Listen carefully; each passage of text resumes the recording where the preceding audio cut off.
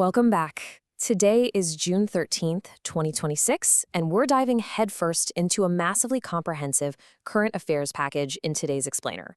I'm honestly super excited about this lineup because we've got a lot of crucial ground to cover. We're talking everything from escalating macroeconomic indicators to international diplomatic friction, major welfare state programs, and some really strategic defense infrastructure.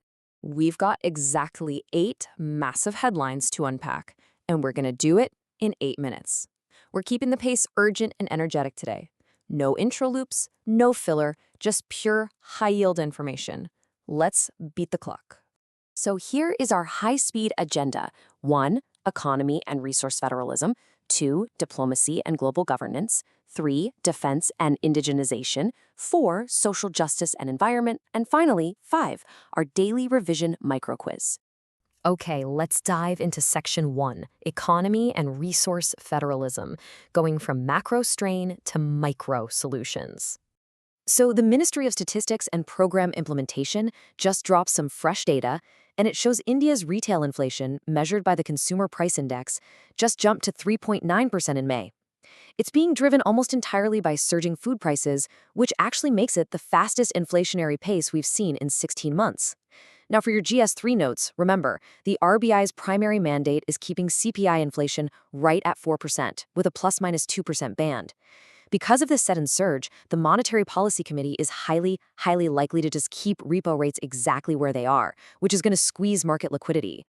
You know, I really urge you to revise your standard GS3 concepts on this right now.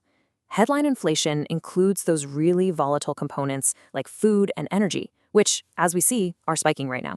Core inflation, on the other hand, strips those out to show the actual underlying trends.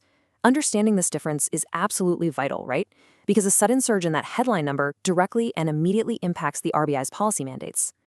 Okay, let's pivot away from national economic strain and look at a really targeted regional solution. The governments of Assam and Nagaland, working alongside the center, just signed a landmark Tripartite Memorandum of Understanding. It's for oil and gas exploration in disputed border zones. But the historic milestone here?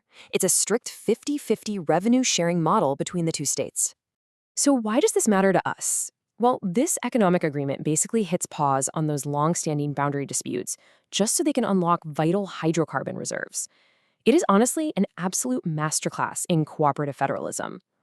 This is a brilliant GS2 and GS3 case study. It shows exactly how domestic resource federalism and economic incentives can drive real conflict resolution in the Northeast. All right, moving on to Section 2, Diplomacy and Global Governance, Navigating Friction and Aid. Right now, we're tracking a direct diplomatic escalation. Today, the Ministry of External Affairs officially summoned the U.S. Chargé d'Affaires in New Delhi. This comes right after some pretty intense recent phone logs, the Jaishankar-Rubio dialogue about those critical safety failures in the Gulf of Oman that tragically led to the deaths of 3 Indian merchant mariners. For your notes, this perfectly highlights a major diplomatic friction point. India is demanding active security guarantees for its international diaspora, but, and this is key, it's doing so without compromising its strategic autonomy or directly joining any Western-led combat coalitions. Shifting gears just a bit, but staying on the global stage, $2.5 million.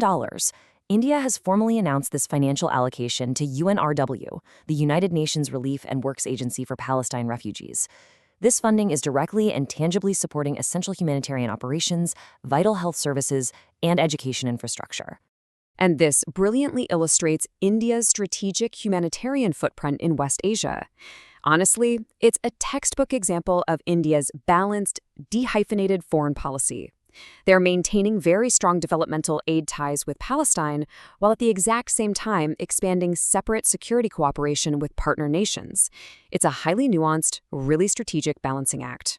Meanwhile, over in Geneva, India actively participated in the 114th International Labour Conference. The Indian delegation reiterated statutory commitments to 4 massive pillars: driving inclusive growth, formalizing the gig economy, reducing gender pay gaps, and accelerating digital skill development across MSMEs. For your mains answers on employment patterns, you absolutely must integrate these international commitments. You want to show exactly how India's domestic programs actively align with these global ILO standards. Okay, Section 3, Defense and Indigenization, Securing the Skies.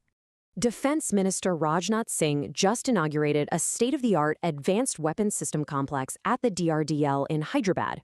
This is a massive infrastructure push, nested directly under the prestigious Dr. APJ Abdul Kalam Missile Complex. And the reason this facility is so absolutely critical ties right back to Mission Sudarshan Chakra. This new center is going to focus entirely on testing indigenous multi-layer missile shield subsystems to counter regional air threats. For your tech notes, I want you to link this initiative directly to the indigenization of technology, self-reliance in defense manufacturing, and rapid domestic engineering. It is a massive leap forward for India's internal security. Section 4. Social Justice and Environment, Vulnerabilities and Welfare.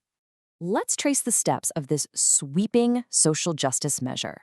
The government of Odisha just rolled out a massive welfare policy, announcing completely free education from kindergarten all the way up to postgraduate levels across all public institutions.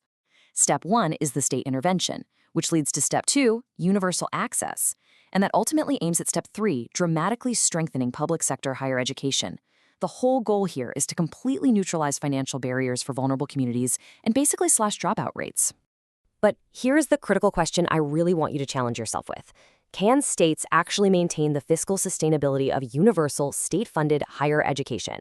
I want you to connect this policy to the directive principles of state policy and human resource development. It's an incredible initiative for sure, but evaluating its long-term financial viability is exactly what you need to be thinking about. Let's pivot over to our environmental realities. We're seeing some extreme localized weather events that are really exposing urban climate vulnerabilities. Just consider this stark contrast. Up north in Delhi NCR, the India Meteorological Department has issued urgent red alerts for intense thunderstorms and lightning strikes. But meanwhile, down south in Hyderabad, sudden cloudburst-like precipitation is heavily swamping their urban infrastructure. Now, while these intense localized storms do give a brief bit of relief from the heat waves, the underlying geophysical issue is pretty severe.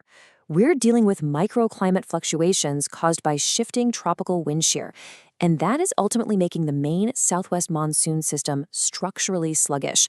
Make sure you get this into your environmental geography notes immediately. Finally, Section 5, Daily Revision Microquiz. Let's test your retention. Okay, consider these two statements from today's explainer. 1. The Reserve Bank of India targets headline CPI for its monetary policy framework. And 2. The International Labour Organization is headquartered in Geneva. Drop your answers in the comments below right now. It'll really help cement today's high-yield brief into your memory. I'll be going through the comments and liking the correct answers. Before we sign off, I want to leave you with this final, somewhat provocative thought that links back to our anchor topic today. Are economic incentives the ultimate key to solving historical border disputes? Think back to that incredible 50-50 Assam-Nagaland agreement we discussed earlier. It's a really fascinating concept, and I highly encourage you to explore it much deeper. And that is our time. Skip those endless 2-hour marathon sessions and study smart.